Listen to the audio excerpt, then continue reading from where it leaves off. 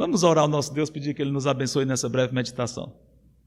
Santo Deus, obrigado por estarmos aqui agora, nesse encontro, por um lado simples, relativamente pouca gente, algo, como eu te falei, em termos, num certo sentido, simples, mas tão profundamente significativo. Muito obrigado por isso, e eu te peço que tu sejas com as orações, com os pedidos que já fazem parte do culto, já é um compartilhamento, a adoração, as orações logo em seguida, todos os detalhes de cada um dos que aqui estamos e dessa igreja, Senhor, de nossa igreja. Queremos te pedir agora que tu sejas com essa reflexão, que seja uma bênção para todos os que aqui estiverem, me capacita, Senhor. Certamente eu sei que tu farás isso em nome de Cristo. Amém, Senhor. Trabalho inútil. Será que vocês já passaram por uma experiência dessa de labutar, trabalhar muito mesmo e não ver resultado nenhum? E dizer, puxa, eu trabalhei tanto, para que serviu tudo isso? É uma experiência muito frustrante, eu acho que todos nós já passamos por isso de uma forma ou de outra. Quando isso envolve o nosso ministério ou nosso serviço para Cristo, mesmo aquelas pessoas que não vivem do ministério, mas que essa frustração, digamos assim, envolve o seu serviço, é pior, porque a razão de nossa existência aqui é servir ao Senhor. Então, se nós achamos que o nosso serviço para o Senhor não está rendendo ou não está sendo produtivo aos nossos olhos, a gente pode ficar muito frustrado. O nosso texto hoje fala de alguém que passou por isso e abriu o coração, como a gente vai ver aqui, e vamos ver o que aconteceu com essa pessoa e como nós podemos lucrar com o que aconteceu com essa pessoa. Qual será o nosso texto? Isaías. Vamos para Isaías 49, e alguns já podem até estar estranhando. O que tem Isaías a ver com isso? Mas vamos ver. Quer dizer, o que tem Isaías a ver com esse assunto em si, né? Mas vamos lá. Isaías 49, nós vamos ler os 6 primeiros versículos, um trecho muito rico. Vamos começar a pensar o que a gente vê de tão rico nesse texto. Vocês vão perceber muitas riquezas. Vamos ler os 6 primeiros versículos e então focar bem nesse assunto que estamos aqui tratando, tá bom? Isaías 49, de 1 a 6, diz assim: Ouvi-me, terras do mar, e vós, povos de longe, escutai. O Senhor me chamou desde o meu nascimento, desde o ventre da minha mãe fez menção do meu nome. Fez a minha boca como espada aguda, na sombra de sua mão me escondeu. Fez-me como uma flecha polida e me guardou na sua aljava. E me disse, tu és o meu servo, és Israel, por quem hei de ser glorificado. Eu mesmo disse, debalde tenho trabalhado, ou seja, em vão, debalde é em vão. Inútil e vãmente gastei as minhas forças. Todavia, o meu direito está perante o Senhor, a minha recompensa perante o meu Deus. Mas agora diz o Senhor, que é o nome de Deus, Javé, que me formou desde o ventre para ser seu servo, para que torne a trazer Jacó e para reunir Israel a ele.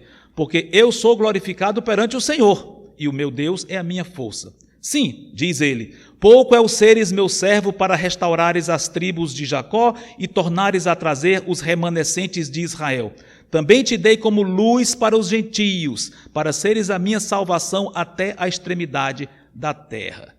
Perceberam a riqueza desse texto? Olha, é claro que nós não vamos desenvolver muito do que poderia ser desenvolvido, mas só para despertar o apetite espiritual de vocês, olha como nós poderíamos falar aqui de assuntos bem cristológicos. Como assim? Bom, esse é um dos chamados cânticos do servo. Quem já estudou um pouquinho o livro de Isaías já deve ter visto que há várias seções no livro de Isaías, especialmente na segunda metade do livro, que são conhecidos como cânticos do servo. São trechos messiânicos que falam indiscutivelmente do Senhor Jesus Cristo em termos proféticos e normalmente apontam para o sofrimento dele, embora também apontem para a glória do ministério. Esses 4 textos, um está no capítulo 42, outro é esse aqui, capítulo. Qual é o capítulo que nós estamos? 49, o próximo é do capítulo 50, aliás, eu exorto vocês, leiam o capítulo 50, que tem descrições do sofrimento de Cristo impressionantes, que a gente não é bem conhecido porque não é citado no Novo, mas olhem lá, depois leiam Isaías 50. E o último é um dos capítulos mais conhecidos de Isaías, que fala do Senhor, do seu sofrimento, qual é?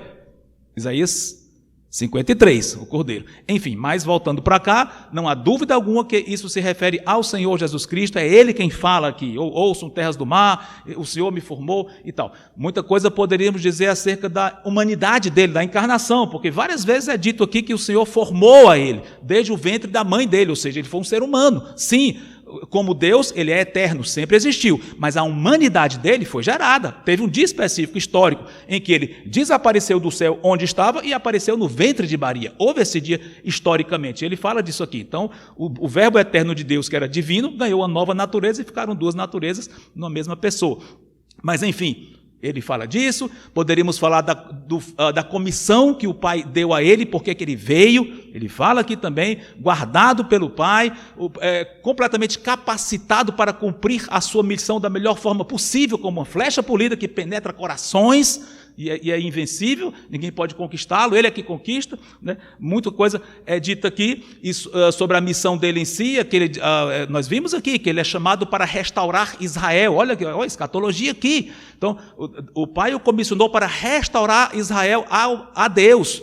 Ou seja, olha só, o futuro de Israel é uma conversão nacional, sim, através do Messias, porque Cristo morreu primeiro por eles, ele vai trazer Israel fisicamente, Israel étnico, que um dia vai todo se converter. Tudo aqui é dito, e mais do que isso, foi o último versículo que nós lemos, o Pai diz para ele, é até pouco você ser chamado para trazer as tribos de Israel para mim de volta. Eu te chamei para os gentios, para o mundo todo, luz das nações, luz do mundo.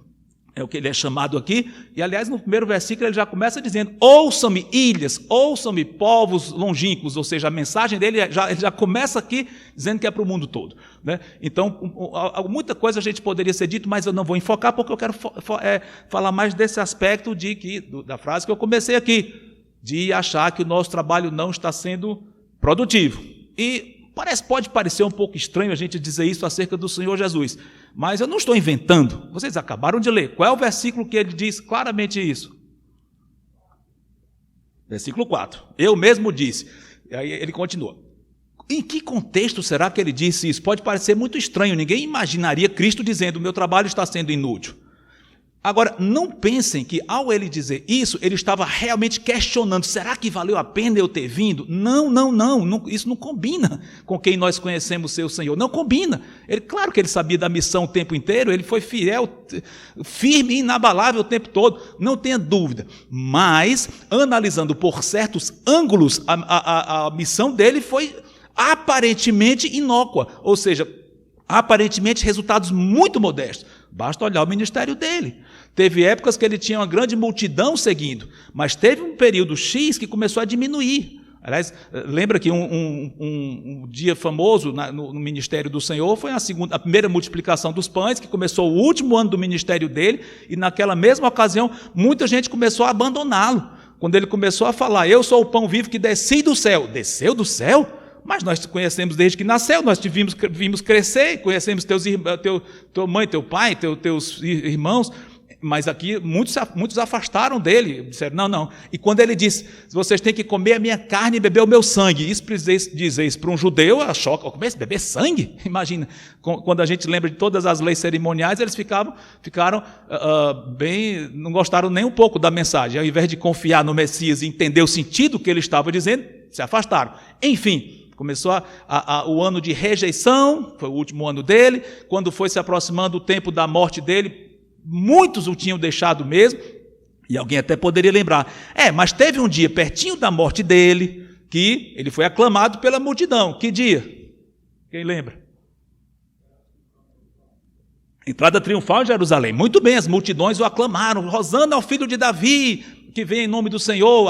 Então foi aclamado como um rei entrando ali.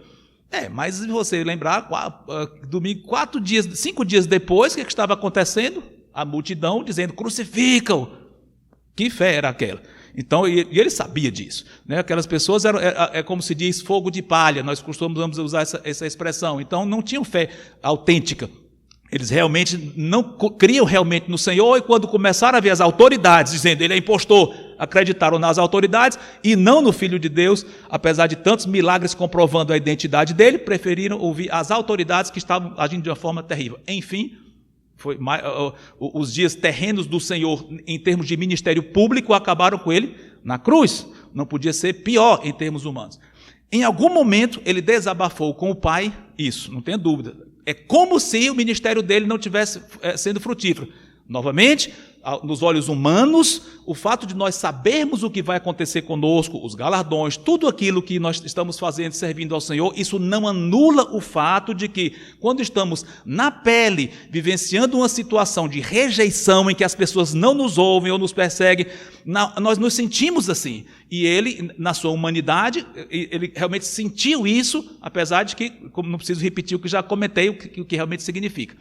E, aliás, o próprio Evangelho de João dá uma indicação clara do que aconteceu e de como o Pai o encorajou. Olha João 12, num certo momento em que ele se angustiou. Aliás, o Evangelho de João tem várias passagens em que diz que ele se angustiou, o espírito dele ficou turbado, ele ficou aflito. Várias vezes acontece isso. E numa delas, olha só, João 12, 27, ele diz assim, e combina bem com o que nós vemos lá em Isaías 49 e 4. Agora está angustiada a minha alma, e que direi eu? Pai, salva-me desta hora, mas precisamente com este propósito vim para esta hora. Olha a resposta do Senhor, do Pai. Aí ele ainda pede, Pai, glorifica o teu nome. Então veio uma voz do céu, eu já o glorifiquei e ainda o glorificarei. Respondeu imediatamente, de uma forma espetacular, muitos ouviram, acharam que era um trovão falando, não entenderam bem, mas viram que alguma coisa aconteceu. Então, o Senhor se sentiu assim, digamos, abalado até certo ponto? Sim. Então, como é que nós podemos aplicar isso para nós? Não precisa ser muito imaginativo para ver. Se o próprio Senhor passou por isso, eu também estou exposto a situações semelhantes. E do modo como ele venceu, eu também posso vencer. E como foi que ele venceu? Antes de mais nada, aqui diz claramente, no próprio versículo em que ele diz, é como se minhas forças estivessem sendo gastas em vão, porque as multidões estão me abandonando. No mesmo versículo diz, mas o meu direito está com o Senhor, minha recompensa está com Ele. Ele sabia que nada daquilo realmente era em vão e que haveria uma multidão de salvos por causa da obra dele. Ele sabia, que não anula, só enfatizando, o sofrimento no momento exato em que ele é rejeitado. Tá? Então, antes de mais nada, confiemos no Senhor. Ele sabe. E, primeiro, não fiquemos desesperados. Eu estou questionando aqui, então eu não sou digno de nada. Realmente, digno de nada nós não somos mesmo, não. Mas em Cristo, nós somos tornados dignos, sim, e Cristo nos restaura, e não deixe que o nosso abatimento nos faça abater ainda mais. Já passaram por situação assim? Às vezes a gente está tão abatido que diz, olha, eu estou me sentindo pior das criaturas, até por eu estar abatido, aí piora. Não é assim. Está abatido? Corre para o Senhor, é Ele que vai lhe restaurar. Então, enfim, fica firme, confia no Senhor e prossegue. E o Senhor vai, com certeza, de alguma forma, lhe lembrar de quem nós somos, do tamanho do nosso ministério e do que nos aguarda, os galardões que nós teremos. E falando um pouquinho sobre o nosso ministério, olha, é muito mais importante do que às vezes nós pensamos. O Senhor Jesus aqui o Pai disse para ele que ele seria o quê para as nações? Último versículo que nós lemos. Luz. Luz para os gentios, luz para as nações, para o mundo todo, universal. Ou seja, salvação só por ele, é impossível alguém ser salvo sem ser através dele, exclusivo. Ele é a luz, ele sozinho. Isso lembra uma frase que ele próprio disse? Eu sou a luz do mundo. Referência, acho que todo membro da igreja Luz do Mundo tem que saber, né? É João 8,12, né? Diz, eu sou a luz do mundo. Claríssimo. Agora, será que essa terminologia, luz do mundo, foi usada no Novo Testamento com outro foco? Com alguém mais em vista? Nós. Olha só, Mateus 5:14. Quem quer ler? Um voluntário ou voluntária. Mateus 5:14.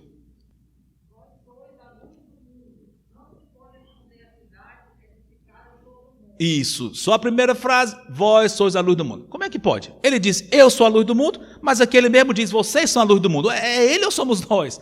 Não há contradição nenhuma. Ele é a luz do mundo, mas porque nós estamos inseridos nele, em comunhão com ele, unidos a ele, então ele nos torna a luz do mundo na medida em que nós estamos unidos a ele e o representamos aqui e fazemos as obras dele aqui, que são de tremenda importância. Você já parou para pensar o que aconteceria se nenhum crente evangelizasse ou fizesse a sua obra como deveria, trabalhasse para o Senhor? O que aconteceria? Deus é poderoso para converter almas no piscar de olhos. Sim, mas não é o meio que ele tem usado. Ele poderia usar anjos para pregarem, ele não quer usar anjos. Ele poderia fazer pedras clamarem, não é o meio que ele quer usar. Ele quer nos usar. Se, teoricamente, nós deixássemos de falar de Cristo, falar do plano de salvação, teoricamente, ninguém se converteria. Por quê? Porque a maneira que alguém tem de usufruir do sangue de Cristo, purificando os seus pecados, é crendo nele. Ninguém vai ser salvo se não crer pessoalmente. E como é que vai crer? Imaginando as coisas? Não, ouvindo a verdade. E como é que vai ouvir a verdade? Se alguém ensinar, se alguém pregar. Ou seja, há uma verdadeira corrente aí entre a obra de Cristo na cruz e a aplicação dela em nós, envolve nosso trabalho. Aprove a Deus que assim fosse. Por isso que essa incumbência que é do Senhor de ser luz do mundo, ele diz, são vocês. Porque nós estamos nele, ele quer que fazer a sua obra através de nós. Claro, quem converte é ele, é o Espírito Santo que toca, que regenera, não tenha dúvida. Mas ele faz isso através do nosso esforço. Nós somos membros dele. Cabeça e membros. O pastor Watson hoje falou de membros, é isso mesmo. Nós somos os membros, ele é a cabeça. A cabeça age através dos seus membros e é assim que aprove a ele agir. Portanto, isso que nós lemos aqui tem muito a ver conosco. Não só porque nós temos o exemplo do Senhor, que é maravilhoso, mas porque é totalmente aplicável a nós. Nós somos membros dele, nós somos a luz do mundo hoje nele, e quando nós passarmos por situações de, como ele passou, de ver a obra não vai avançando, parece que eu não vejo resultados e tal, e nos sentimos desanimados, façamos como ele fez. Corra para ele e diga, Senhor, eu estou triste porque eu não estou vendo resultado. Pode desabafar, não tem problema. Sem questionar de uma forma errada, sem amargura, sem abatimento, assim no sentido de queixa mesmo. Não. Com a atitude correta, como evidentemente ele fez. Se nós fizermos isso, com certeza Deus vai nos manter fiéis, vai nos lembrar do significado da nossa identidade com Cristo, a grandeza da nossa obra e dos galardões que nós teremos. Então, que nós lembremos isso, corramos cada vez mais para perto do Senhor, ele vai nos manter firmes. E vai ser maravilhoso conhecermos cada vez mais o poder do Senhor Jesus hoje operando em nós. Isso nos faz ficar cada vez mais ansiosos para o momento do nosso encontro, quando veremos face a face a luz do mundo. Amém? Santo Deus, obrigado por essas palavras, que tu tenhas tocado corações aqui. Em nome de Cristo, amém.